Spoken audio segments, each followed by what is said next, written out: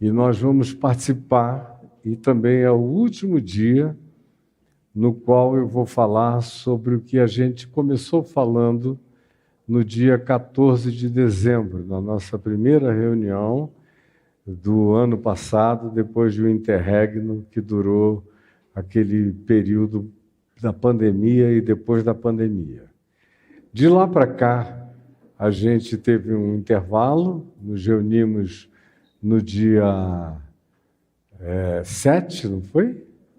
7 de janeiro, depois 14 de janeiro, e hoje estamos nos reunindo, e em todos esses dias eu falei sobre João no capítulo 13, sobre aquela ceia original, e a primeira, que tem esse registro de maneira tão solene no Evangelho, que foi na véspera de Jesus ser levado para a cruz.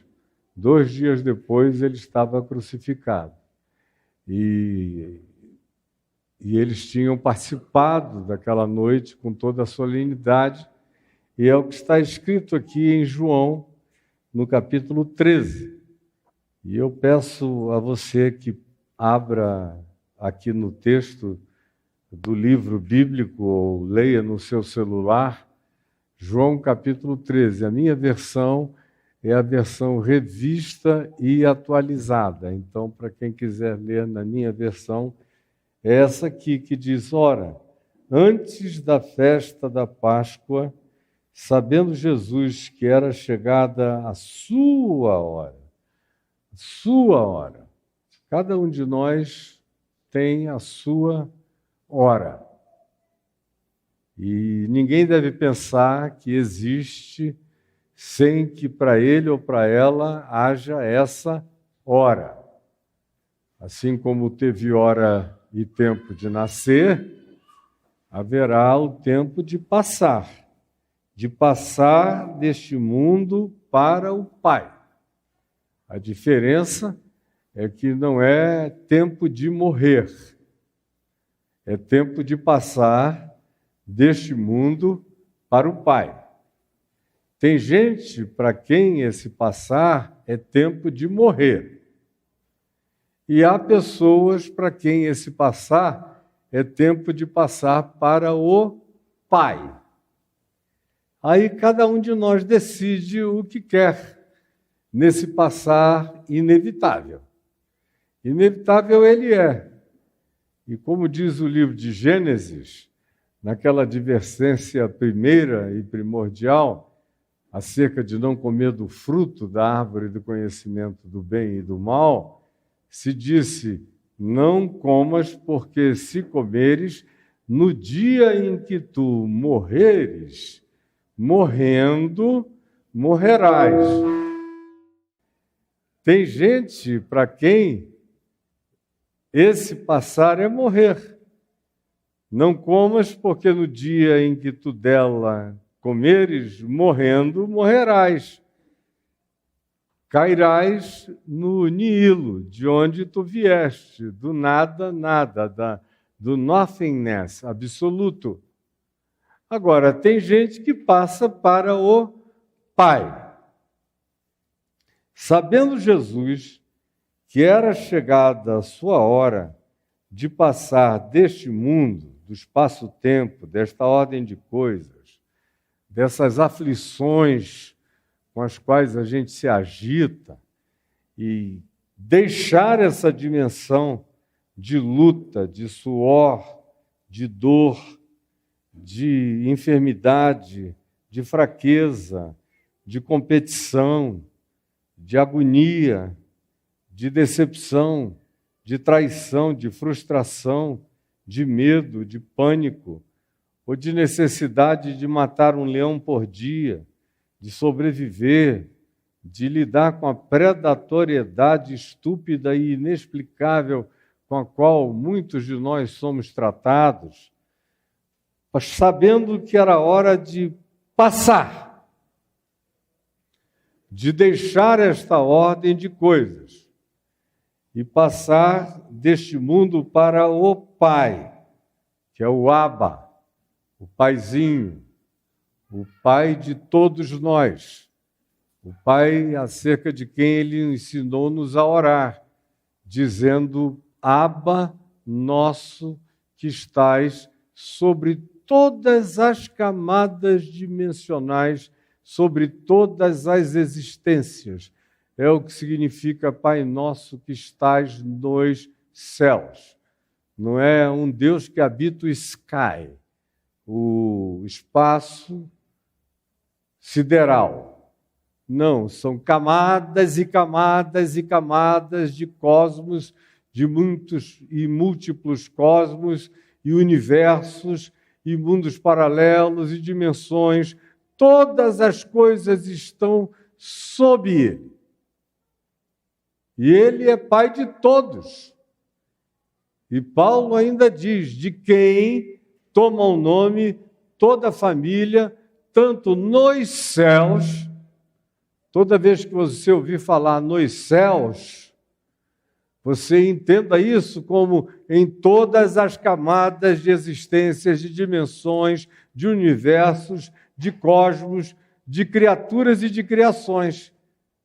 Esse Pai, que é Pai de todos, está sobre todos, e Paulo diz: de quem toma o nome toda a família, tanto nos céus, falando dessa família múltipla de Deus, de criaturas de todas as faces, fisionomias, energias, formas, expressões, designações, poderes, sensorialidades diferentes, capacidades de comunicação absolutamente distinta e até paradoxal em relação à nossa, ou seja, o céu é o limite, a imaginação não cabe nessa família que toma o nome do mesmo Pai, do mesmo Deus, que nós tomamos o nome, que continuaremos a tomar o nome, não tomamos sozinho. Ele não é o Deus dos humanos, nem é o Deus do planeta Terra. Ele é o Criador de todas as existências concebíveis e inconcebíveis, na linguagem de Paulo, de todas as coisas visíveis e invisíveis, em quem, nele, tudo subsiste.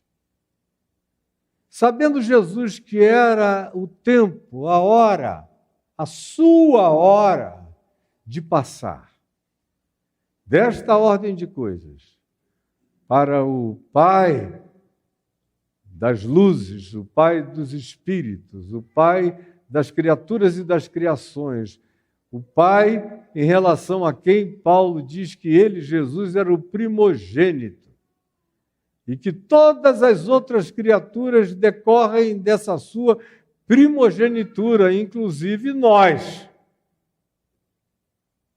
Sabendo que era hora de passar, vai chegar a sua hora de passar, vai chegar a minha hora de passar.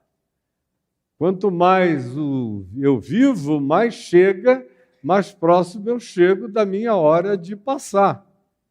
E para mim a coisa mais natural será passar. Quando vocês ouvirem dizer que eu passei, não tenham nenhuma angústia, foi a coisa mais natural, foi mais fácil do que respirar. Será passar para o meu Pai, para o seu Pai, de quem toma o nome toda a família, de todas as criaturas, tanto quanto também na terra, até aquele que não sabe que está tomando o nome dele, fica sôfrego por ele. Até aquele que nunca ouviu falar dele, nem teve nenhuma associação instrutiva acerca dele, suspira sobre ele, anela por ele, geme nele, se esperança nele, se angustia nele, é nele, mesmo sem saber quem ele é. Por isso, o Evangelho é infinitamente maior do que o cristianismo pretendeu fazê-lo nele caber. É uma blasfêmia absoluta quando a gente sistematiza Deus, a fé, quando a gente regulamenta, cria protocolos para Deus ser Deus em relação a nós, ao mundo, à criação, às criaturas. Tudo isso é completa abominação do ponto de vista de qualquer que seja a percepção espiritual um pouquinho mais profunda. Sabendo Jesus que era chegada a hora de passar deste mundo para o Pai, tendo amado os seus, era a sua hora de ir para o Pai, e ele deixava no mundo os seus. É interessante essa designação de os seus em relação a Jesus, porque todos são dele. Tudo foi criado por meio dele e para ele. Paulo diz que nele tudo subsiste. Ele é o Verbo, ele é o Logos. Todas as coisas foram criadas a partir dessa intenção, subsistem nele próprio, se estendem dele próprio. Ele não existe como palpabilidade constatável, cientificizável e demonstrável de nenhuma natureza e de nenhuma forma, conforme o capricho do desejo humano, ou do pensamento humano, ou da filosofia humana, ou da teologia humana, ou da ciência qualquer que seja. Ele não está disponível para os nossos instrumentos. Ele, portanto, por essas categorias, que são as categorias com as quais a gente define o existente, ele não existe por essas categorias. Ele é. E todas as coisas existentes são nele. Todavia, que se diz, se tratando de Jesus, não do Cristo. O Cristo, Jesus é o Cristo. E o Cristo é Jesus, de 2000 anos para cá. Mas o Cristo existe antes do Jesus histórico. Há 2000 anos, o Cristo se encarnou em Jesus de maneira absoluta. E o Cristo é Deus. É de Deus e é em Deus. É aquele que o absoluto, indescritível, que é Deus, designou para ser a expressão dele para toda a criação, para todas as criaturas e para todas as percepções e possíveis formas de cognitividade. É o Cristo, é a expressão, é essa cara de quem não tem cara, é essa manifestação daquele que não precisa se manifestar, porque tudo que se manifesta a partir dele. Mas o Cristo se designa como graça de Deus para a percepção das criaturas. É o Cristo. E que é desde antes da fundação do mundo. É o que se diz. Ele é desde antes da fundação de qualquer coisa. Como eu já falei 2 vezes antes, repito a terceira, todas as coisas é que são nele. Ele é antes de todas as coisas. E a Escritura diz por boca de Pedro, de Paulo, de João, no Apocalipse especialmente, que ele é o Cordeiro imolado desde antes da fundação do mundo.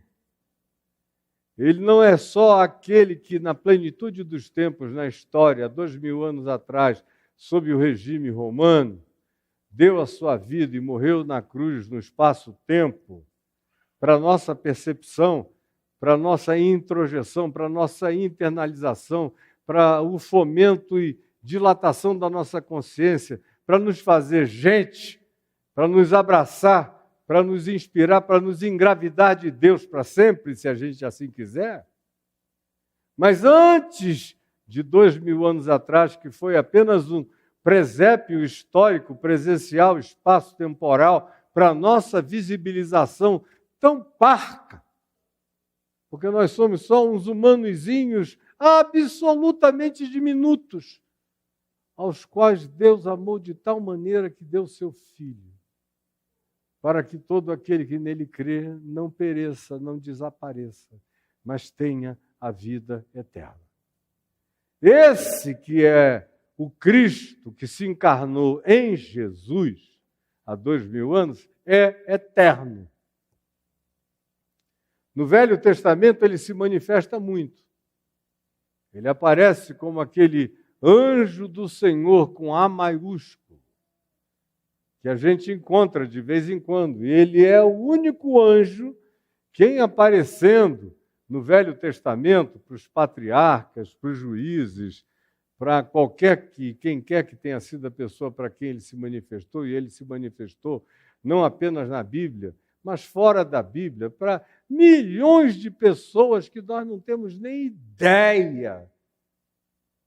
Porque Deus é livre para se revelar a quem quer, como quer, onde quer, do jeito que quer. E nenhum de nós tem poder de fazer interferência e ele não está condicionado por nenhuma religião, nenhuma igreja, nenhuma doutrinação, nenhuma teologia. Ele é Deus. E Jesus disse que esse Espírito eterno de Deus sopra onde quer. E nós não sabemos. Preste atenção, nós não sabemos de onde ele vem e nem para onde ele vai. Então, ele sabendo que era hora de passar deste mundo para o Pai, amou os seus. Aí, é claro que o Pai ama a todos. Que o Cristo, que é Jesus, por isso você vê, deixa eu abrir um parêntese rápido aqui, as variações de Paulo, especialmente. Paulo fala e chama Jesus, o Cristo, chama de Cristo Jesus, chama só de Cristo. E cada vez que ele usa uma terminologia dessa, nós é que estamos distantes demais do mundo desse uso na consciência de Paulo e pensamos que é uma coisa só, é um apelido, e que Cristo é quase o sobrenome de Jesus. Assim como eu sou Caio Fábio, ele é Jesus Cristo. Muito prazer, Jesus Cristo, tudo bom? Mas na realidade era Jesus, vírgula, o Cristo. O Cristo, vírgula, Jesus. Dependendo da natureza, da especificidade da informação que ele quer dar. E é importante que a gente entenda isso, se a gente não quer passar a vida só flanando numa asa delta que nunca aterriza e nunca bota o pé no chão e nunca cria raízes de consciência e de percepção. Fecha o parêntese. O Cristo é aquele em quem todos e tudo subsiste. Mas o Jesus histórico, que nasceu da Maria virgem, em Belém da Judéia e cresceu em Nazaré, que frequentou a sinagoga em Nazaré e que botou a sua base operativa aos 30 anos de idade na cidade de Cafarnaum, na Galiléia, e que foi morto numa cruz em Jerusalém e ressuscitou a partir da tumba de José de Arimateia no terceiro dia de madrugada no domingo. Esse é Jesus. Cristo. A plenitude do Cristo encarnada em Jesus. Cristo ama todos, Agora, Jesus estava condicionado ao espaço-tempo. Foi por isso que ele disse àquela mulher cirofenícia, que veio pedir para que ele curasse a sua filha horrivelmente endemoninhada, no dia em que ele tinha pedido para não ser incomodado, saiu de Israel, foi para fora da fronteira, foi para o Líbano de hoje, querendo dar uma descansadinha de um final de semana, mas não conseguiu, porque a mulher arrombou a porta da casa, quando ouviu dizer que ele estava lá. Não sabia nada dele, mas sabia que ele podia o que ninguém mais conseguia. E para ela bastava. E ela foi, bateu, molestou, insistiu, dobrou Deus, discutiu e ganhou no repente de adágios populares na discussão com Jesus, e Jesus, perplexo, olhou para ela e exclamou: que vocês sabem, ó mulher, grande a tua fé, seja feito contigo conforme tu queres. Mas o que ele tinha dito antes? Não, eu não fui enviado senão para as ovelhas perdidas da casa de Israel. Isso é Jesus. Com 3 anos e pouco de tempo para viver, tinha que escolher prioridades. Tudo que ele fez com senso de estratégia, com prioridade. Quando ele mudou para Cafarnaum, ele tinha uma prioridade muito definida e uma estratégia muito clara. Aquele era o lugar da metrópole maior e pagã de Israel, por onde passava havia mares, com comerciantes que vinham da Etiópia e iriam até a Índia, eventualmente até o Tibete. Então era um lugar, uma via, uma highway, era uma internet de não sei quantos Gs para a época dele, para se levar notícias, para que as coisas tivessem seu fluxo de ida e de vinda. Tudo que ele faz, e vocês notem, quando ele diz: não é chegada a minha hora, e ele diz isso várias vezes. Ou eles querem te matar, fica frio, porque não é chegada a minha hora. Mas quando é chegada a hora dele, ele estava num lugar tranquilo e sossegado, se levantou e disse: vamos-nos daqui. Perguntaram por quê, ele disse: porque é chegada a hora.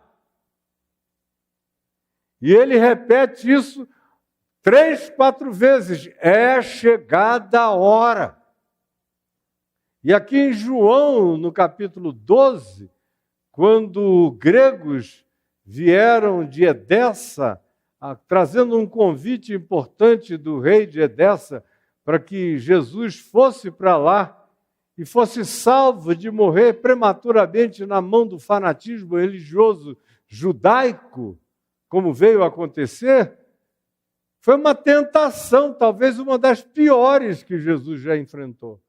Ele ali na beirada da cruz e chega aquela entourage de gregos representando o rei de Edessa: olha, vem para cá, esse povo aqui é muito burro, fanático, estreito, vão te matar, ninguém aqui vai te entender, ninguém vai te compreender, vem com a gente, você vai poder viver até morrer de velho, ninguém vai te molestar lá, e a tua sabedoria vai se espalhar pelo mundo.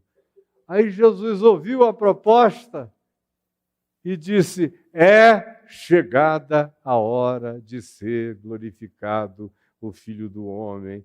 E ao invés de dizer vamos para lá, ele disse: olha, eu fui enviado para este dia, para este fim, para esta hora, chegou a hora da cruz.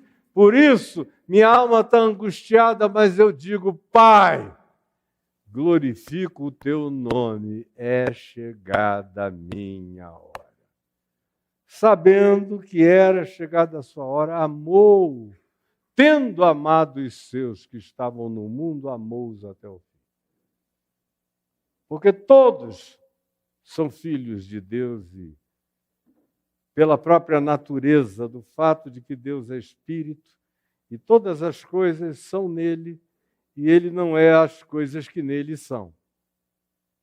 O Cristo é a expressão exata do ser de Deus.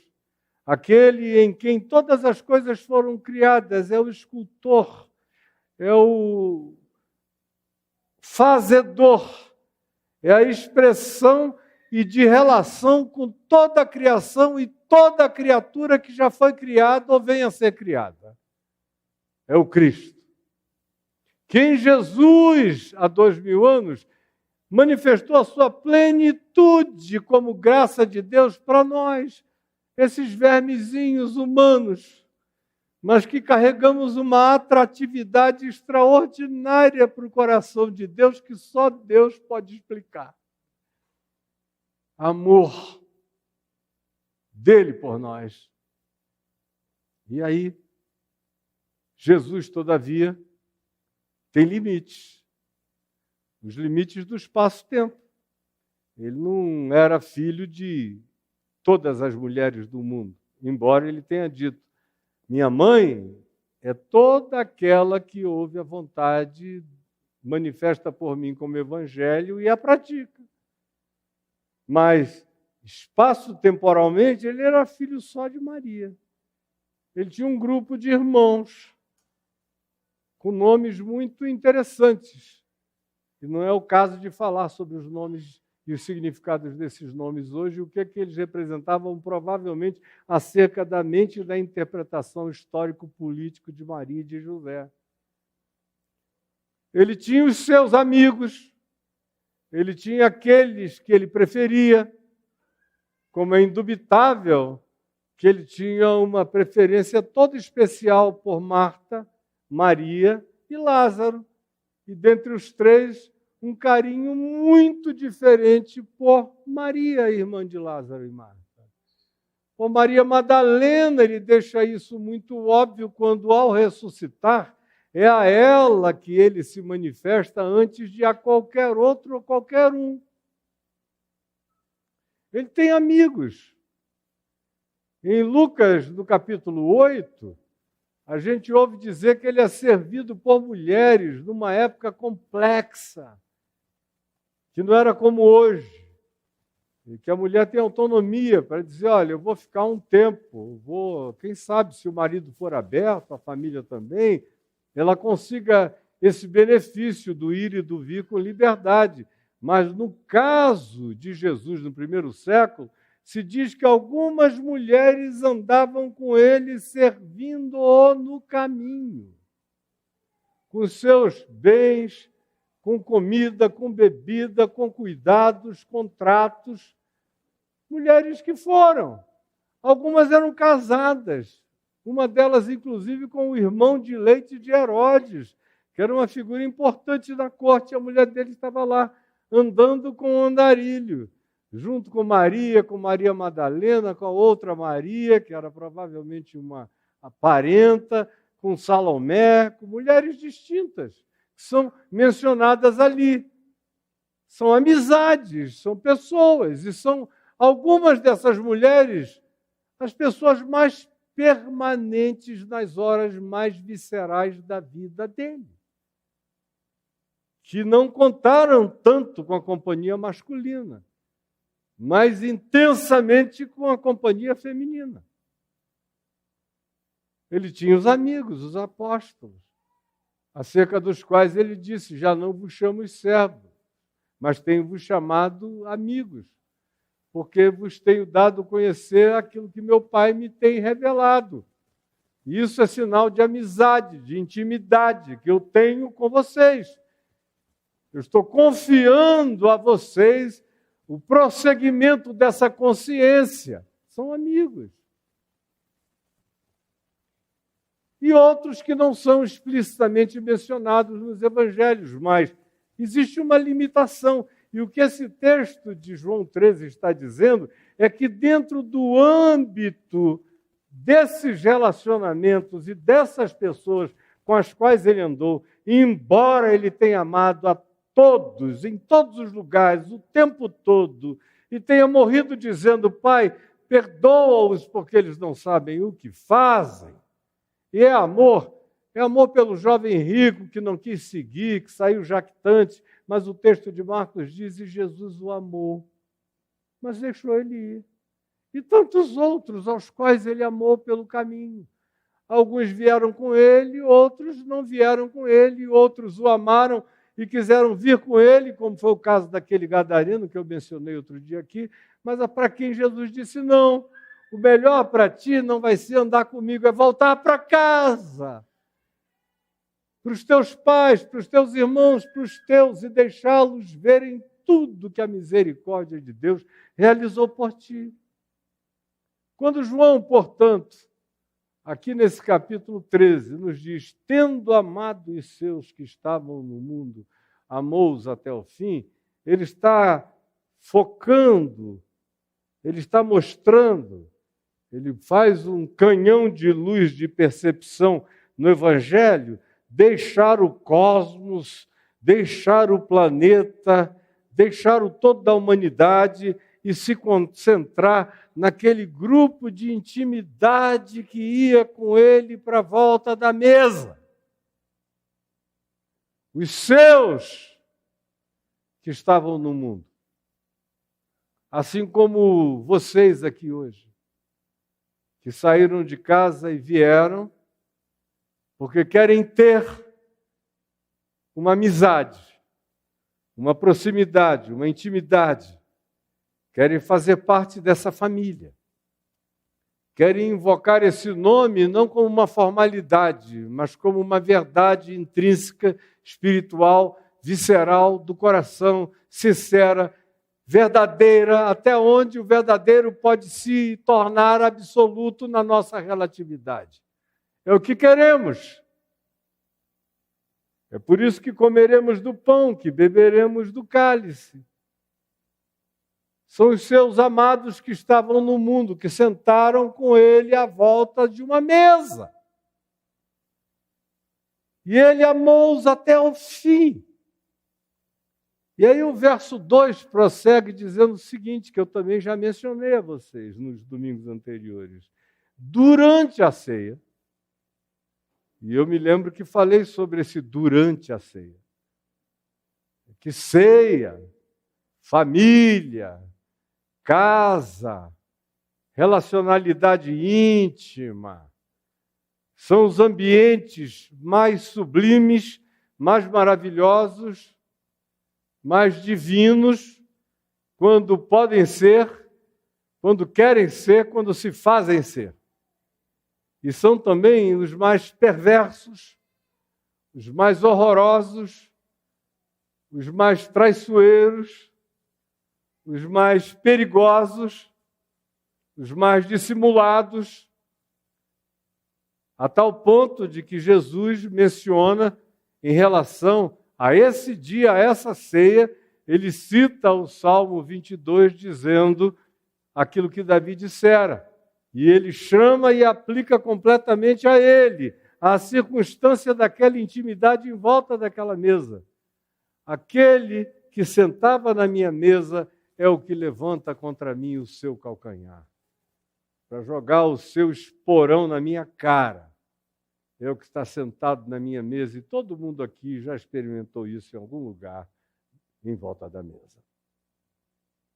Eu sei que em volta da tua mesa, mesa da parentela maior, mais extensiva, ou de qualquer que seja a concentricidade desses círculos parentais que a gente vem a constituir, provar, experimentar.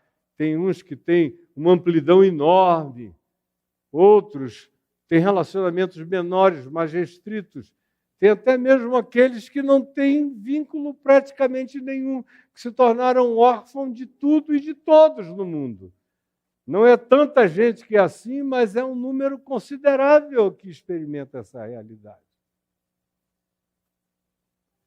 Aqui se diz algo que tem a ver com tudo que Jesus, ao final, vai incluir naquela pergunta que eu já trouxe a vocês 3 vezes e faço pela 4ª vez hoje aqui.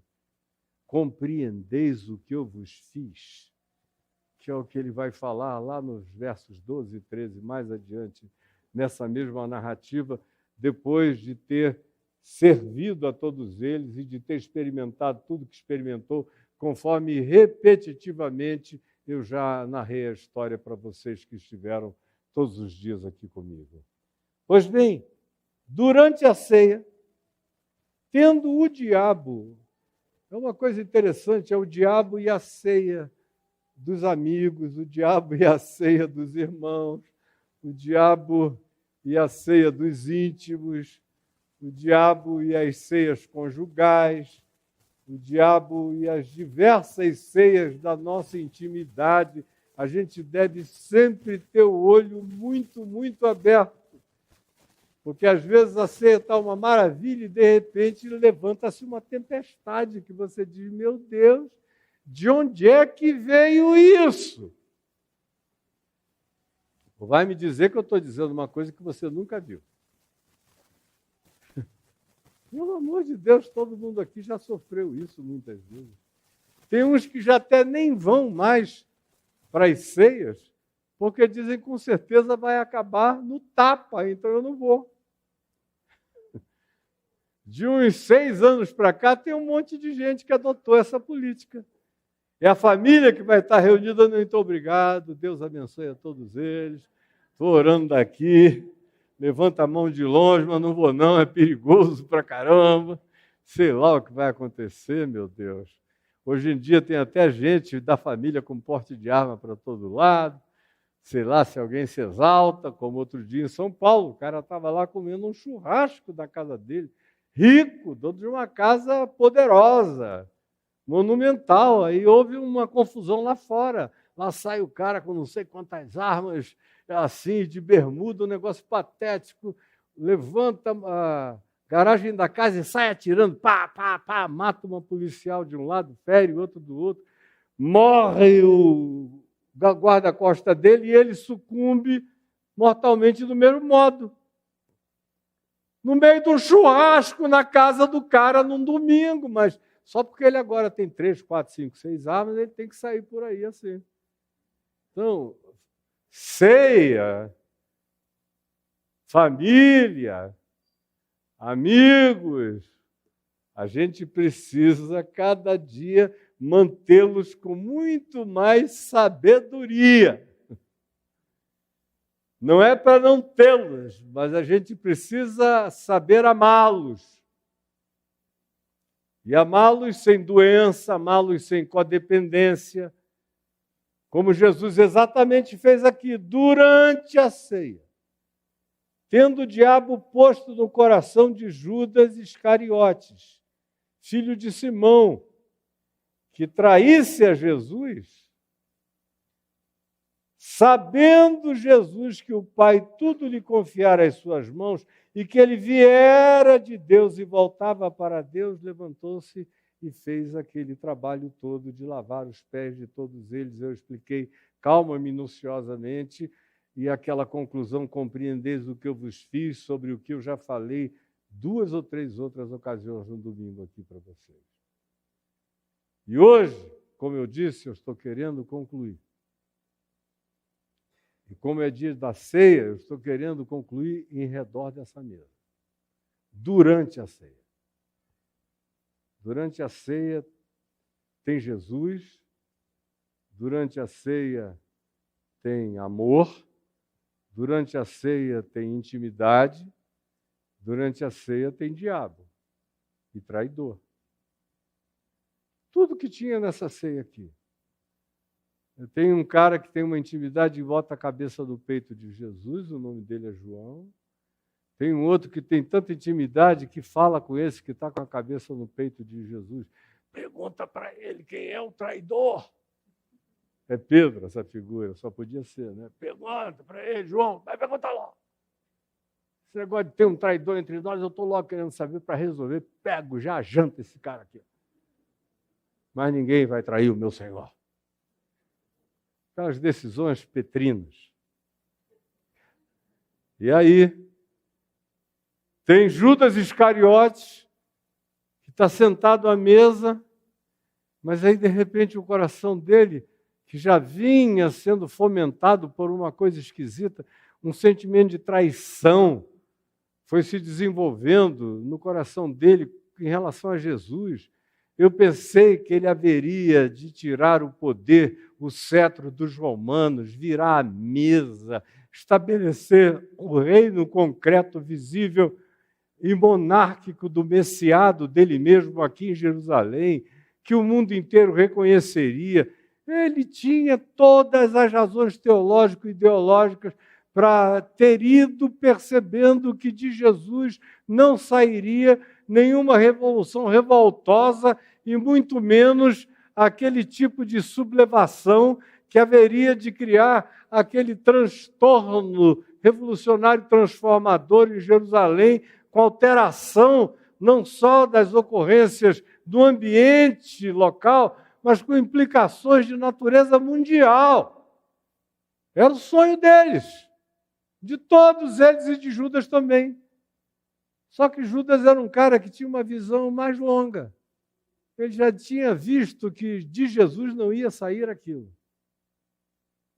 Que a postura de Jesus era outra. E ele foi alimentando pensamentos estranhos sobre Jesus. E ele foi e voltou, ele amava e desamava, ele queria e desqueria, ele se sublimava a respeito de Jesus e ao mesmo tempo odiava, dizendo, meu Deus, por que esse poder todo habita em alguém que não tem a vontade de fazer aquilo que eu desejaria de todo o meu coração que fosse feito?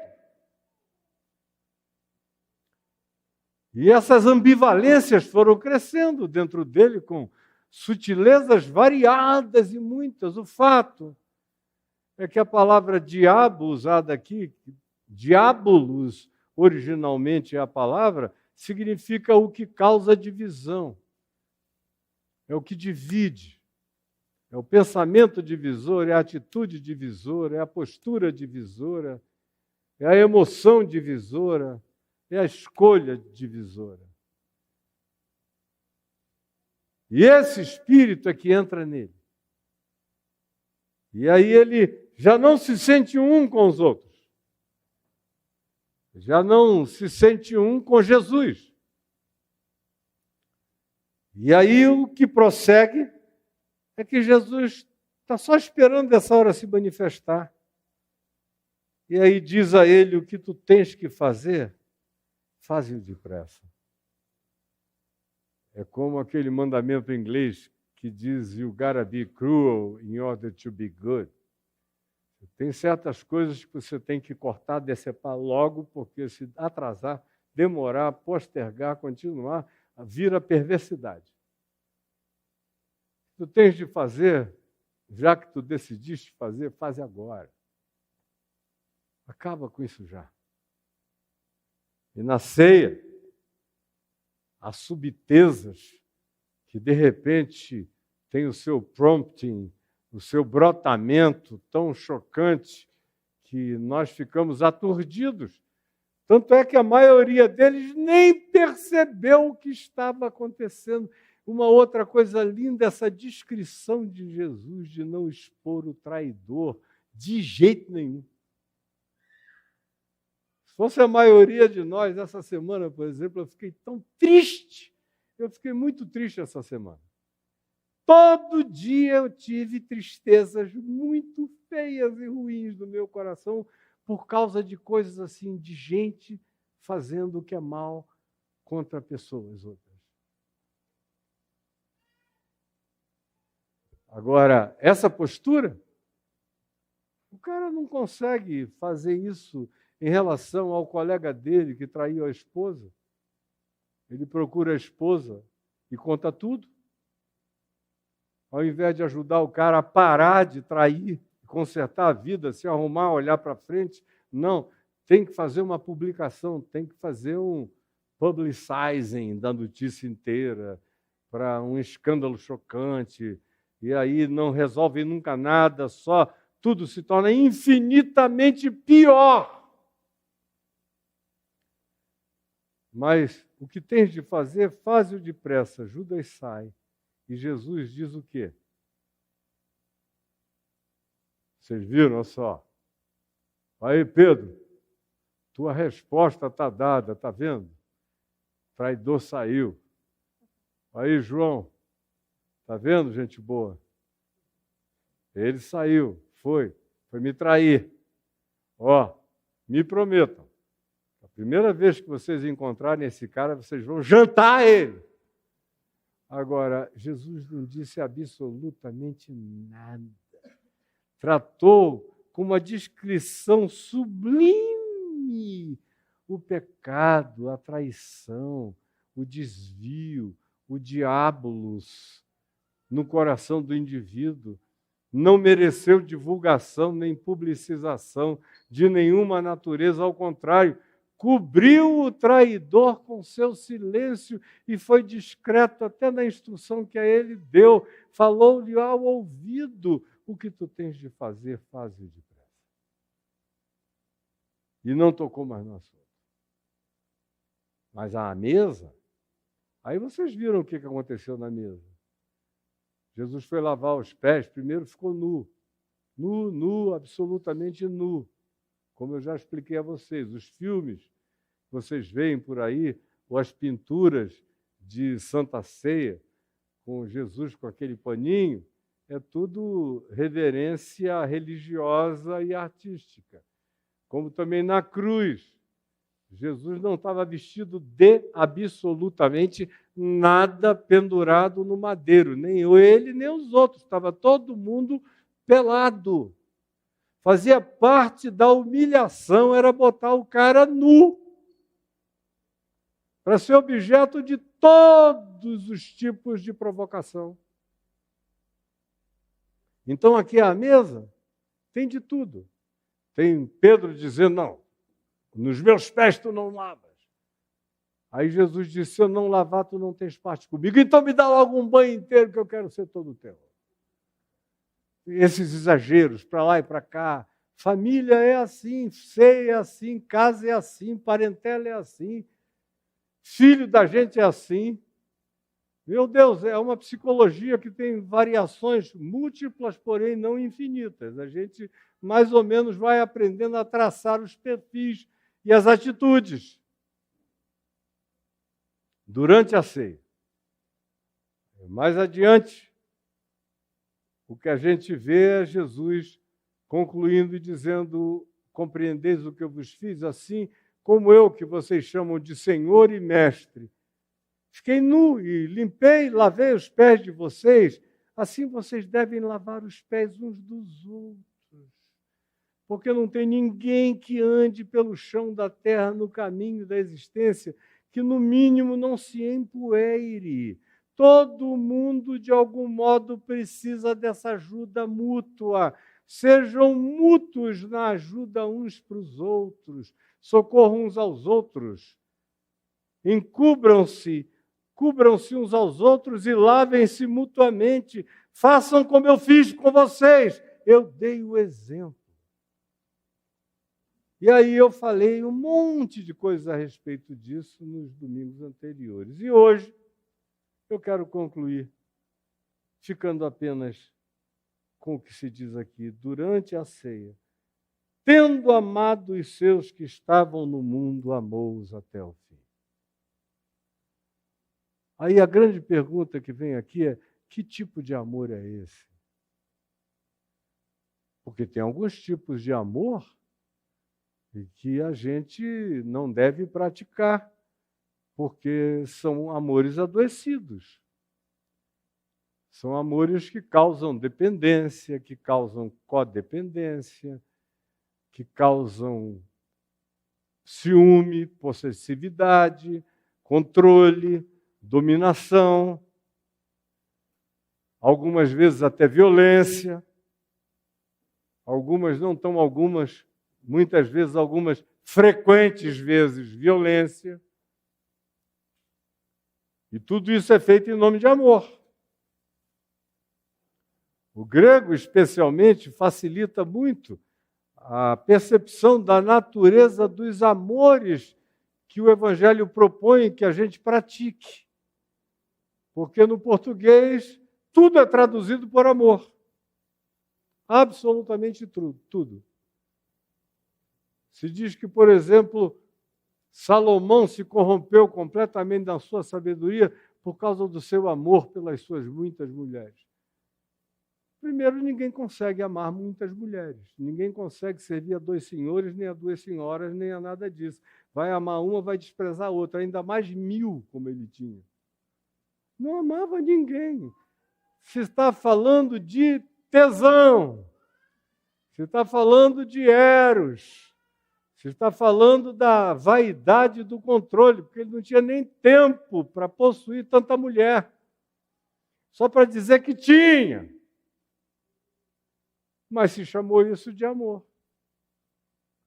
Como a gente vê o tempo todo entre nós, crime de amor, coisa mais patética, meu Deus. É clichê, mas é verdade. Quem ama não mata, nem agride, nem comete violência, nem faz nenhuma dessas coisas. Quem ama não espera que uma Maria da Penha o obrigue a ter que fazer alguma coisa nobre na vida. Quem ama não espera um mandado judicial para poder pagar pensão aos filhos. Quem ama, implicitamente, verdadeiramente, quando é amor, já faz outra coisa, já está tudo brotando da natureza do próprio amor. No grego você tem o amor storge, que é o amor de DNA, de sangue, que é também de uma relatividade enorme. E gente muito primitiva só consegue amar amor de DNA, amor storge, amor de gene. Mas tem que ser animal, mamífero, primitivo, que faz isso. Até os animais já fazem diferente. A gente é flagrado aí pelas câmeras do National Geographic, vendo às vezes um animal de uma espécie totalmente diferente, criando um outro, porque ficou órfão. Mas entre os humanos, não, se não for meu, não é meu. E entre os humanos, às vezes, é até pior. O cara faz 3 filhos com uma mulher, a mulher deixa de gostar dele ou ele dela, se separam. Aí, uma vez se separando, ele diz, não vou sustentar filho de mulher nenhuma que não é minha. Daqui a pouco tem um malandro lá dentro da casa, pegando a mulher na cama que foi minha, e eu não vou ajudar a criar esses meninos e desaparece. Como tem para todo lado. Esses, nem o amor de DNA, nem o amor storge habitou o coração deles. Se tivesse pelo menos havido esse amor mamífero, esse amor de DNA, esse amor genético, não abandonariam seus filhos, sob hipótese nenhuma. Mas eu digo e repito, se alguém se ofender, me perdoe, mas eu digo de novo, só gente muito primitiva é que só consegue amar a sua carne, o seu DNA, o seu gênio, no máximo. São pessoas que não adotam, são pessoas que não sabem incluir, são pessoas que não sabem deixar de comparar e de medir, são pessoas que precisam ter essa referência protocolar do DNA tão pateticamente diminuta para poderem fazer a aplicação do amor na extensão real do que ele é, do que ele pretende, do que ele realiza. Outra palavra que o grego usa para definir amor é a palavra amizade, a palavra filéu, de filha. E aí, como é que a gente ama essas pessoas das quais a gente se torna amigo? Pela reciprocidade, pela afinidade, pela intimidade, pela possibilidade de complementariedade, de nivelação, de identificação, de mutualidade de prazer. É isso que configura amizades. É por isso que Jesus é amigo de Marta, Maria e Lázaro e não é amigo de um monte de outras famílias em Jerusalém, porque com eles ele teve uma intimidade. Mas aí, nesse caso, existem amigos que são muito mais importantes do que irmãos. Quando esse amor está presente, ele não se obriga pelo DNA, ele se dilata por reconhecer o caráter, a afinidade, o parentesco espiritual de uma afinidade profunda que transcende os elementos animais dos nossos vínculos imediatos, mamíferos e temporais. Maravilhoso ser amigo, ter amigos, fazer amizades com sinceridade, com verdade, com vértebra. com textura, com densidade, com continuidade. Bem-aventurado é aquele que mantém boas amizades a vida inteira, que não as perde pelo caminho, que volta muitas vezes e as recupera. A minha mulher sabe que é praticamente impossível eu ter perdido algum amigo no curso da minha vida. Eu me converti, me enchi do Espírito Santo, passei a viver o Evangelho e os meus amigos mais doidos do mundo me amam até o dia de hoje, fora os que se converteram. Mas eu nunca deixei ninguém para trás. Nunca disse, olha, agora aquele tempo acabou, que a gente fazia todas aquelas coisas. Eu agora estou andando aqui ao contrário. Eu digo, cara, vem, mas, ó, Caio, eu continuo com as mesmas coisas. Não faz mal, vem. Pode vir. Eu não estou na tua, mas você está na minha. Aí como que eu estou na tua se você não está na minha? Não é porque eu te compreendo, te entendo, te incluo, te abraço e te amo. Você não precisa viver a vida que eu vivo, mas vamos juntos pelo caminho. E aqui e acolá você vai vendo pessoas tropeçando na graça, subitamente mudando tudo na existência delas, para o bem da vida delas. Você tem outros modos e expressões de amor no grego também. Eros, que é essa atração chamada erótica, do desejo sexual, físico, sensual, da posse. Eu quero, literalmente, comer, engolir, devorar, traçar. Todo mundo que está com eros exacerbado está com fome. Muita fome, insaciável. Uma glutonaria sexual de preferência. Me segura que senão eu não aguento, eu vou. Eros tem um poder extraordinário, mas não é amor. É só eros. É uma conjunção química, fatorial, de múltiplas perspectivas de fatores incidentes.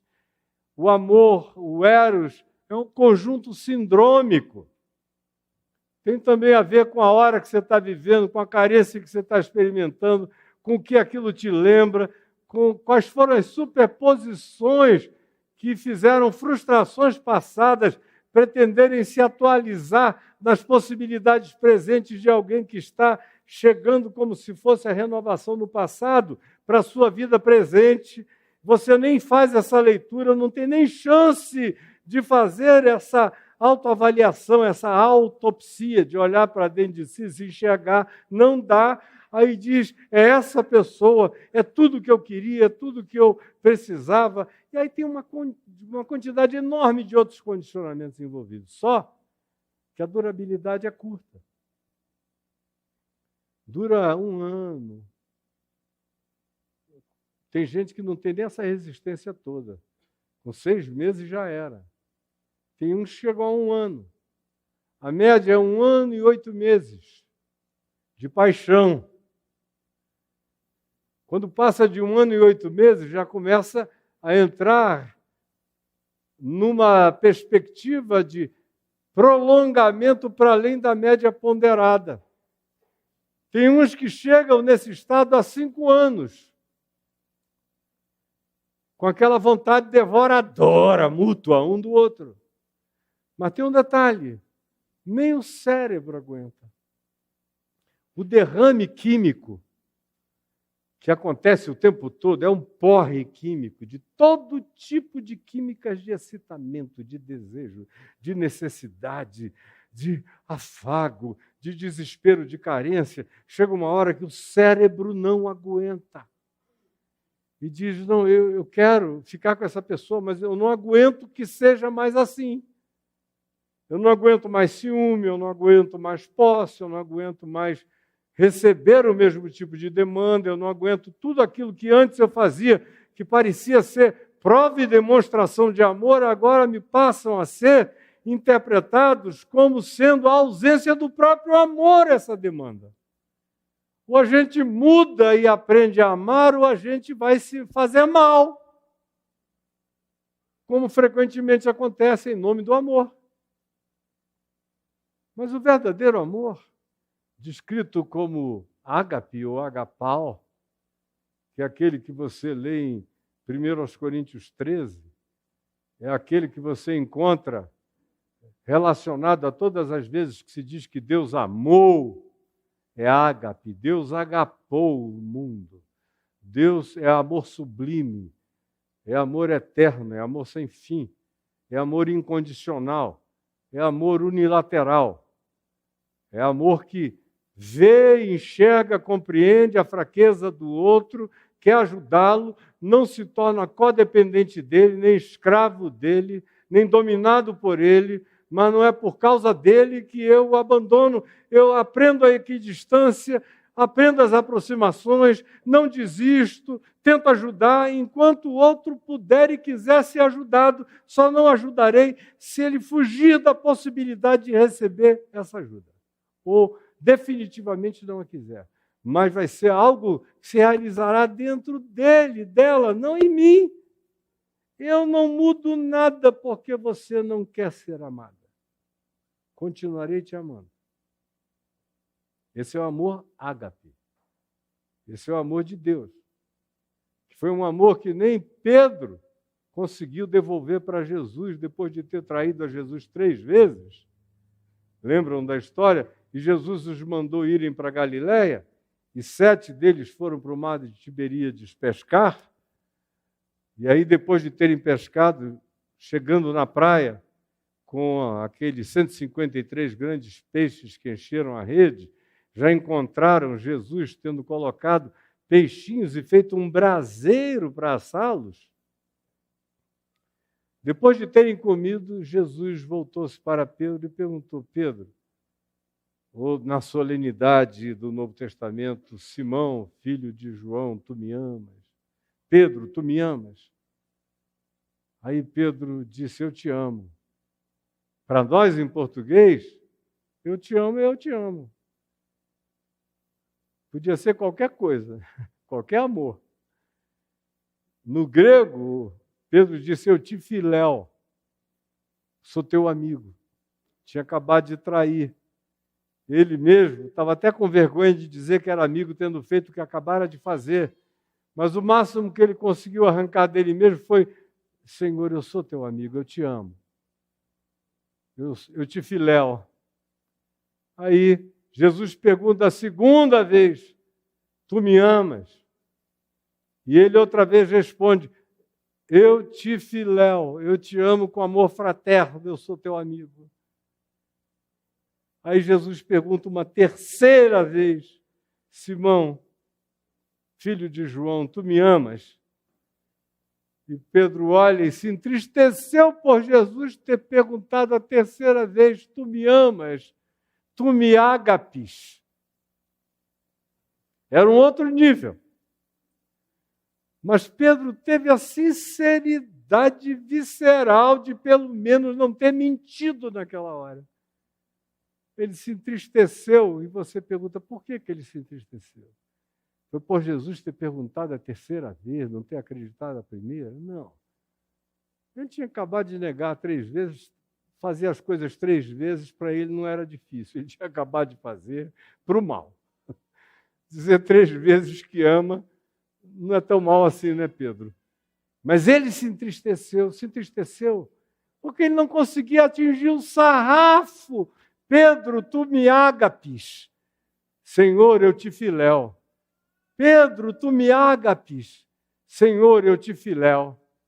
Pedro, tu me agapes. E ele se entristeceu por Jesus ter tido que perguntar a terceira vez, e ele respondeu: eu te agapo, Senhor. Não. Graças a Deus ele não mentiu, ele disse: eu te filéu, Jesus. É tudo que eu tenho para dar até aqui, eu não acredito mais em mim. Mas Jesus disse: eu acredito em ti, vem, cuida das minhas ovelhinhas, eu vou entregar um monte de gente para tu cuidares. E se tu não desenvolveres algo mais sublime, pelo menos com sentimento fraterno, verdadeiro e sincero, cuida dos meus cordeirinhos, Pedro, e vem comigo, já serve. Pelo menos isso. Porque é tão difícil ter pelo menos isso. Se a gente tivesse isso hoje no chamado cristianismo, o mundo era outro, mas é que a gente não tem nem isso. Ninguém ama ninguém, ninguém filéu ninguém. Ninguém é amigo de ninguém. Mas Pedro diz, olha, eu não vou passar essa vergonha de dizer eu te ágapo, mas eu te filéu. Morto de vergonha, mas eu te filéu. E eu estou aqui para te filéu o resto da minha vida. E Jesus disse, basta, cuida com o melhor que tu tiveres dessas pessoas que eu vou te entregar. E aqui, tendo Jesus amado os seus que estavam no mundo, tendo Jesus agapado os seus que estavam no mundo, com aquele amor que não desincluiu Judas. Isso é estranho, né? O cara sai para trair e não é desincluído.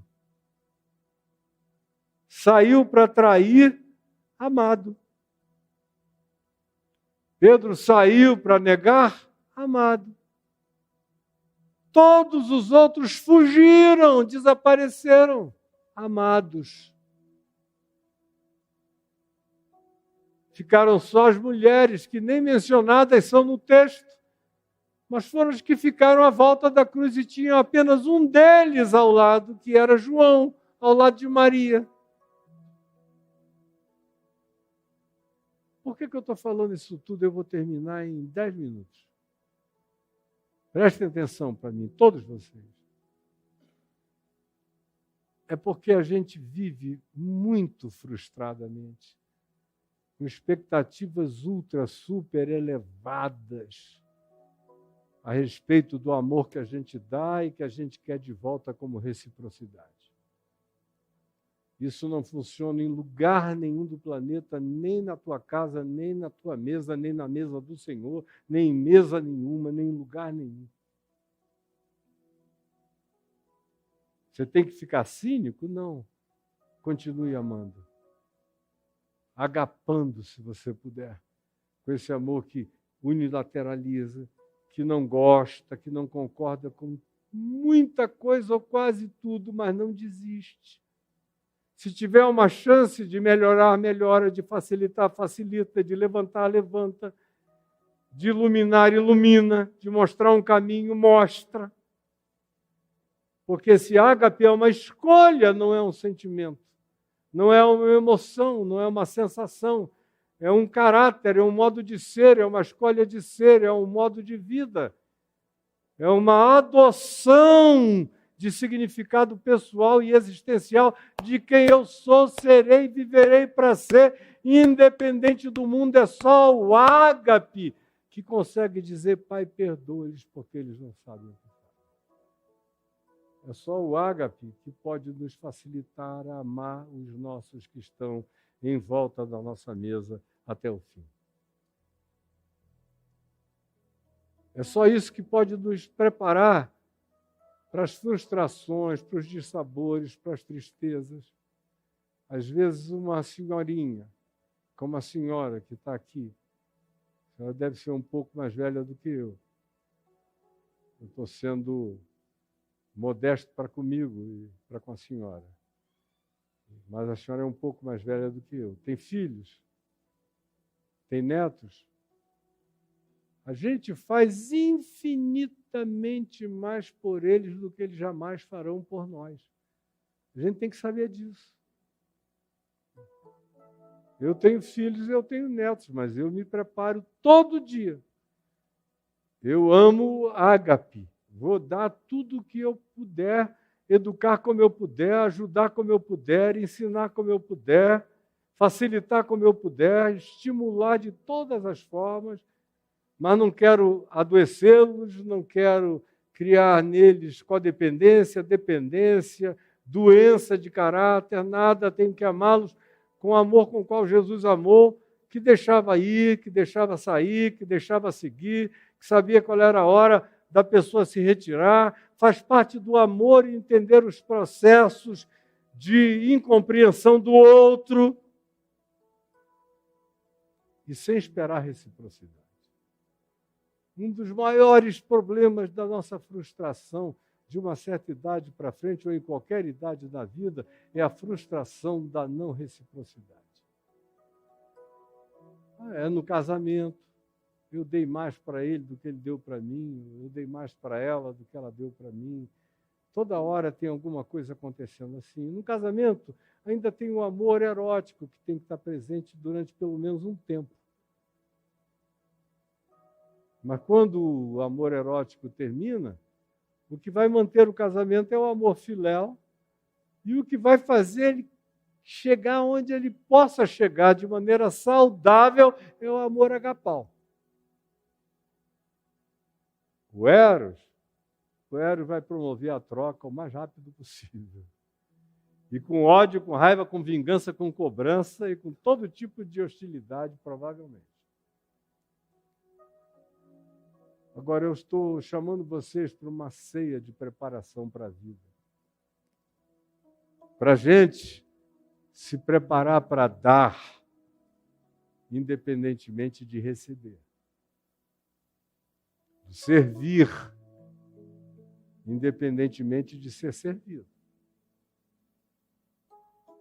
De escolher o melhor, independentemente de qualquer reciprocidade ou retorno disso em nosso favor, por aqueles aos quais nós designamos os beneficiários do nosso melhor trato, carinho, amor e dádiva. Se eu perguntasse aqui, não vou pedir para ninguém levantar a mão, eu não costumo patrocinar reuniões indiscretas. Se levanta a mão aí, por favor. Quem foi traído essa semana? Eu, cara. Quem é que foi negado essa semana? Que foi rejeitado essa semana? Quem se sentiu maltratado? Ixi. Todo mundo aqui, todos sabem exatamente de tudo que eu acabei de dizer. Agora, a ceia com Judas, com Pedro, com todo mundo que diz que ama, mas corre que foge, desaparece, promete, mas não vem. Como eu tenho um amigo, que é meu amigo, há 49 anos. Desde que eu conheci há 49 anos atrás, ele virou para mim, ele gosta muito de beijar. E eu também sou um beijoqueiro. Aí ele me beijou, eu o beijei de volta. Aí ele falou, você sabe que você tem um cheque em branco comigo. Aí eu falei, o que é isso? Aí ele falou, o que você precisar num dia de apuro terrível, que você não tem a solução, me telefone. Porque eu só preencho porque já está assinado. Se você quiser, eu deixo assinado com você, você só preenche. Eu digo, Deus me livre, o cheque é teu, leve ele para a tua casa. Aí, uns 15 anos depois, toda vez a gente se encontrava pelo menos uma vez por mês, ele me dizia a mesma coisa. 15 anos depois, eu estava em Israel, e me ligaram dizendo que tinha havido um problema súbito lá na VIN, Divisão Nacional de Evangelização, e eu não tinha solução, viajando, sem possibilidade de arregimentar nada. Eu falei, eu vou ligar para o meu amigo. Aí eu liguei para ele, era uma merreca, sinceramente, se eu estivesse no Brasil, era uma merreca. Eu com 3 tapas ia resolver aquilo ali. Eu só não estava com tempo. Aí eu liguei de Israel para ele e falei, fulano, eu estou com um problema de tanto. Será que você tem condição de cobrir até eu chegar? Quando eu chegar, eu vou te ressarcir. Aí ele falou, meu irmão, eu sinto muito, eu sei que eu já falei muito sobre aquele cheque em branco, mas era uma figura de linguagem, era assim, uma expressão do meu amor por você e tal. Falei, que legal, me animou bastante esses 15 anos, eu vivi com essa alegria saltitante do meu coração, muito obrigado. Agora, então, sabendo que é uma figura de linguagem, ela vai ficar ilimitada dentro do meu coração, não tem a menor dúvida. Ele disse, você me perdoa? Eu digo, é claro que eu te perdoo. E te perdoo tanto que eu nunca mais vou te pedir esse cheque em branco. Está tudo em branco e perdoado. Fique em paz, meu amigo. E nós somos amigos até o dia de hoje. Ele também nunca mais me ofereceu um cheque em branco. Ai, meu Deus. Se eu fosse perguntar aqui, o que tem acontecido nas ceias da tua casa? Sem falar na mulher que está casada com Judas, né? Meu marido é Judas, Caio. A minha mulher é uma judaína. Meu marido é Pedro. Na hora de está resolvido, mulher. Está resolvido, mulher. Eu já disse, deixa comigo que está tudo resolvido. Mas ele sai dali e não acontece nada. Ele volta e não acontece nada. Passa um mês e ele não resolve nada. Mas se eu for falar com ele diz, eu já te disse que isso está resolvido, mulher. É tudo em volta da ceia. E a gente vai rodando esse carrossel aí, para lá e para cá. E se não tiver amor, ninguém aguenta, gente. Se não tiver amor. Não é preciso ter perfeição em volta da mesa. Mas as meras funções de humanidade que se manifestam nas suas idiosincrasias e nas suas manifestações também frequentemente assustadoramente imprevisíveis. Se a gente não tiver amor, a gente não consegue prolongar aquilo que poderia até ter vida longa ou vida para sempre. Mas só terá vida longa ou vida permanente se a gente for trocando Eros no tempo do Eros, Filéu nos dias de Filéu e Ágape nas crises que só Ágape pode intervir. Quando você for comer do pão e beber do vinho, tome essa decisão de dizer, eu tenho os meus que estão nesse mundo, eu tenho os meus. Eu tenho os meus. Aqui nesse auditório, eu tenho os meus desse mundo. A primeira minha está sentada ali, ó, vem aqui. Ó. É uma carne comigo. Não tem o meu DNA, mas é uma carne comigo. Uma carne comigo. Sentada ali está minha filha caçulinha, minha princesinha Jujubinha. Ao lado dela, o Mateus, entre eles, a Lara. São os meus que estão no mundo. Tem outros meus, outros filhos, outros irmãos, outros netos. Esses são os mais imediatos. Ela é minha desde que ela veio. Ela é minha. Agora, eu não espero que ela seja para mim tudo o que eu tenho sido para ela desde o dia que ela nasceu. Como eu não fui para o meu pai tudo que meu pai foi para mim. Meu pai foi para mim o mesmo do dia que eu nasci até o dia que ele morreu. E eu sei que ele morreu ao lado de um bom filho, que ficou 60 dias com ele numa UTI sem sair de lá, de dia e de noite, trazendo-o da morte cerca de 13 vezes pela palavra da autoridade no meu espírito e da nossa afinidade. Os médicos já até me chamavam e diziam, chama ele, pastor, que é para ele voltar, porque não tinha adrenalina que fizesse meu pai voltar. E eu dizia, volta, papai. Ele, hã? E os médicos foram entrando em pânico. Mas eu não dei para ele tudo que ele deu para mim, nem de longe. Com 15 anos, eu fui morar fora de casa. Voltei aos 18, me converti, me casei, fiquei lá até 26 anos, depois fui embora, só voltava 2 vezes por ano, eu amava loucamente.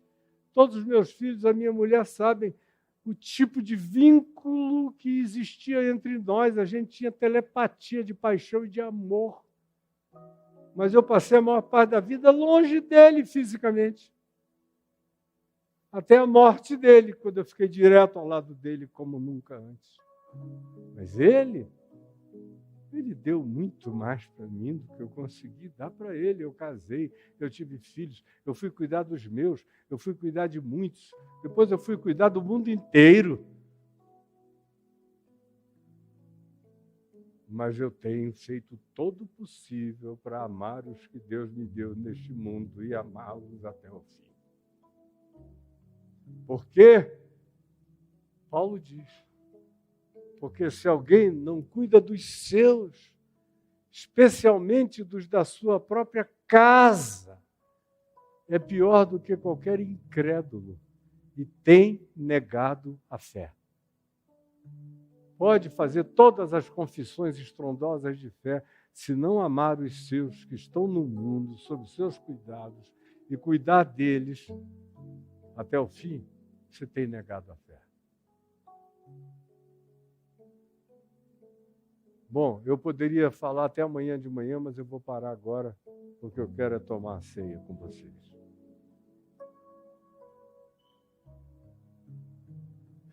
Vamos ficar em pé só um segundo?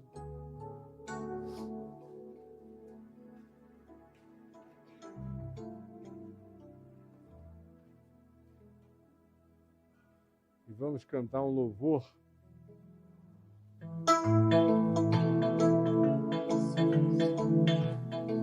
Eu convido todos a participar. Aqui não tem discriminação de nenhuma natureza. De onde vem? De onde vem a calma que invade, desacelera o temor, deixa vir os sonhos, abre caminhos pra seguir. Se é tão longe, não precisa pressa, o vento é quem leva.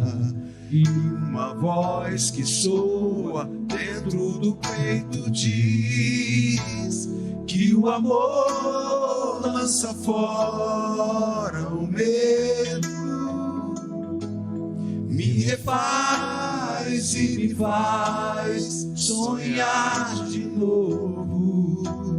Minha paz não é mais um segredo,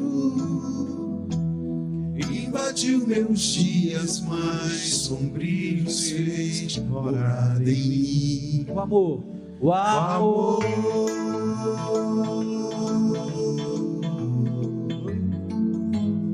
o amor. De onde vem? De onde vem a calma que invade, desacelera o temor, deixa vir os sonhos, abre caminhos pra seguir.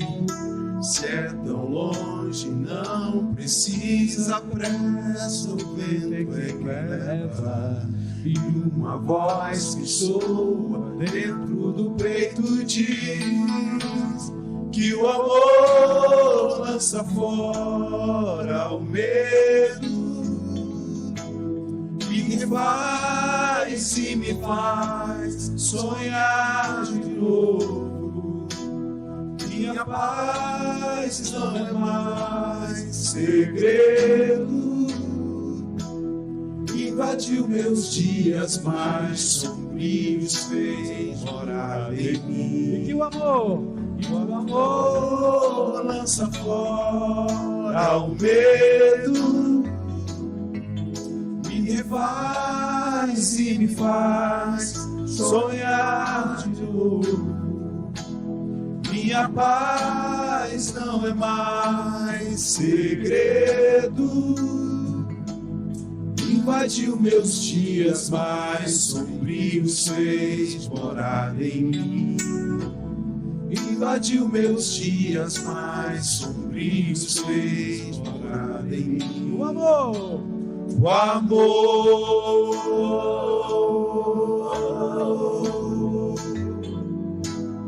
o amor.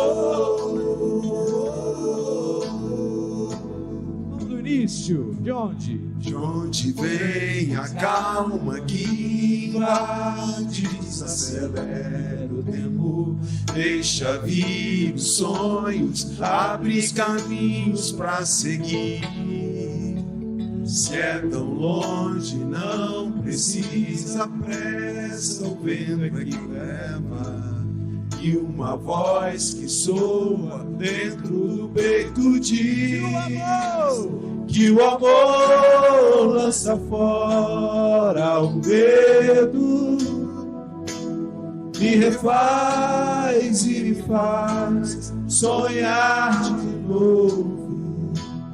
Minha paz não é mais segredo, invadiu meus dias mais sombrios, fez morada em mim. E que o amor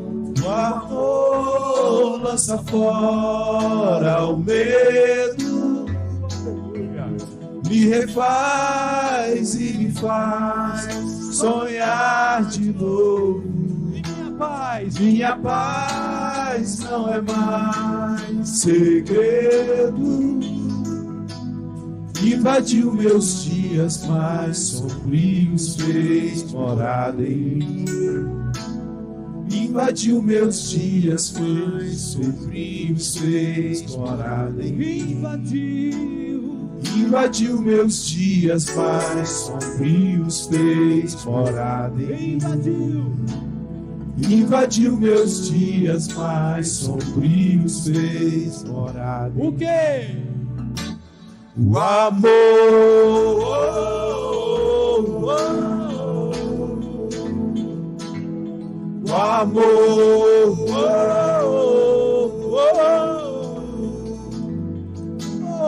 O amor.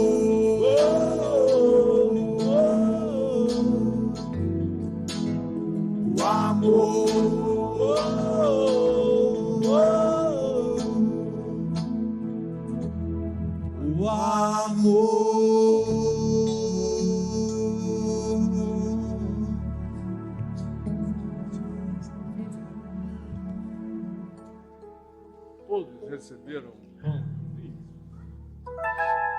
Se alguém não recebeu, por favor, erga uma de suas mãos para que a gente identifique e possa levar até você. Aonde? Aqui, Gabrielzito ou não pode, Gabrielzinho? Tem que receber.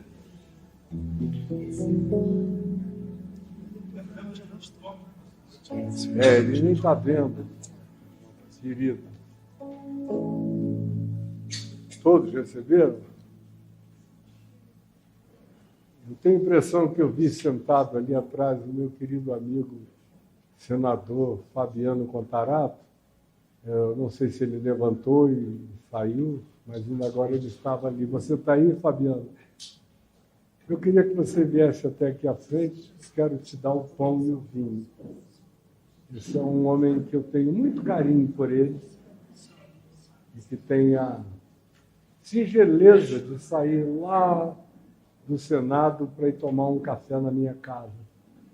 Eu faço questão de te dar um abraço todo amoroso, todo carinhoso, em nome de todos nós aqui. Não porque você é um senador, mas porque você é um homem que honra o significado de ser humano. Deus te abençoe, meu amigo. Deus te abençoe. Ah, não, você chegou na hora certa. Na hora certa. Toma aqui o pão comigo. Na noite em que o Senhor Jesus foi traído, ele tomando um pão, o partiu e o deu aos seus discípulos, dizendo-lhes: isto é o meu corpo que é dado por vós. Todas as vezes que o comerdes, lembrem de mim, lembrem de como eu amei vocês até o fim, e amem uns aos outros, porque eu vos dei o exemplo, compreendeis o que eu vos fiz? Amem-se. E depois de ter comido, podemos comer todos eles, do pão, todos nós comamos.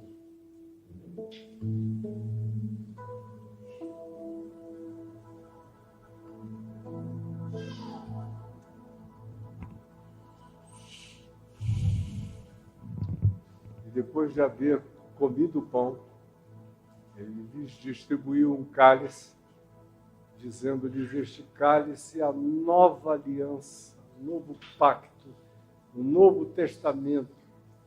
O que eu tenho a dar a vocês, o testamento, o legado, a herança, está aqui, nesse cálice. É o meu sangue, é a minha vida, é o meu amor, é a interminabilidade do meu compromisso eterno, é o meu pacto de amor, é o meu ágape indestrutível em favor de cada um de vocês. Bebei dele todos.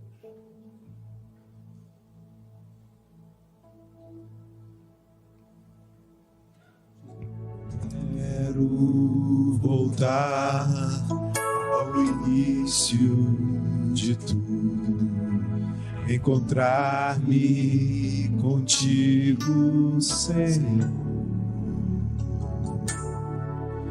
Quero rever meus conceitos e valores.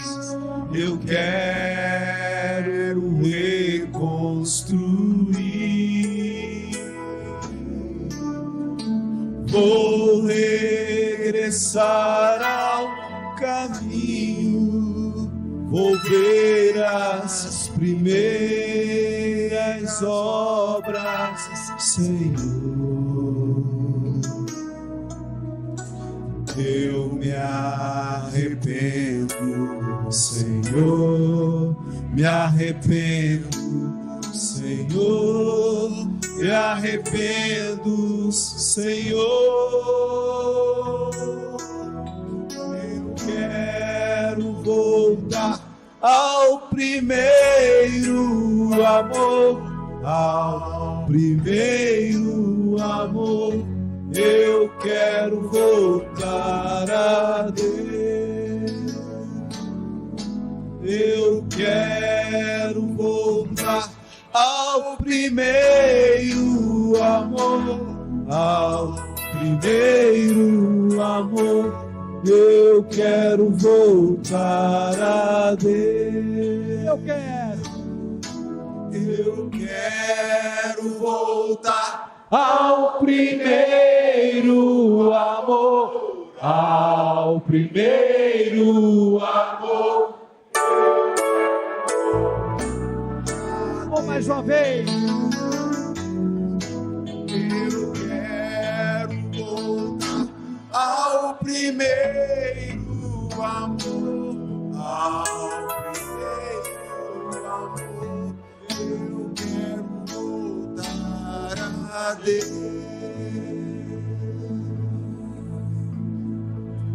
Pai nosso que estás no céu, santificado seja o teu nome.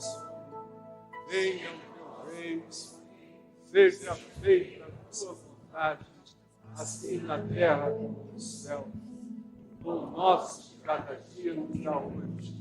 Perdoa as nossas dívidas, assim como nós perdoamos os nossos devedores. E não nos deixes cair em tentação, mas livra-nos do mal, pois teu é o reino, o poder e a glória para sempre. Amém. Invadiu meus dias mais sombrios, fez morada em mim. O amor